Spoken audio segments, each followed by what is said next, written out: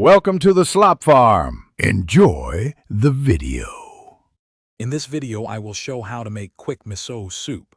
Miso soup is a beloved Japanese staple, known for its comforting warmth and rich umami flavor.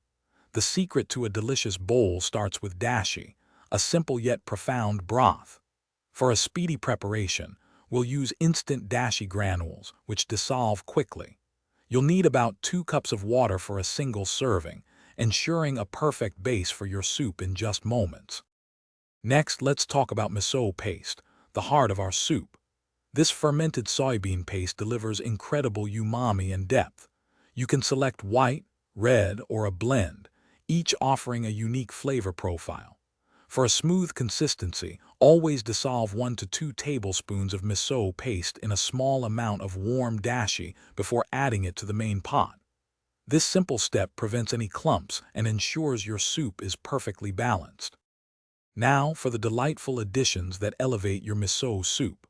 Soft tofu, cut into small, bite-sized cubes, adds a wonderful protein boost and a silky texture.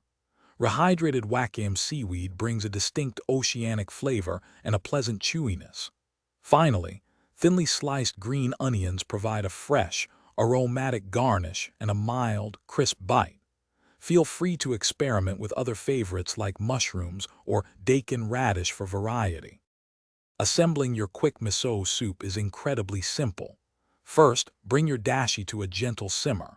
Remember, never boil the soup once the miso paste is added, as it can diminish the flavor. Add your tofu and wakame, letting them warm through for just 1 or 2 minutes.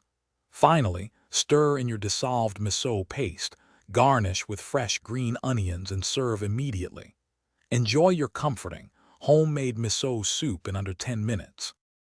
Thanks for watching. Consider subscribing if we helped you today.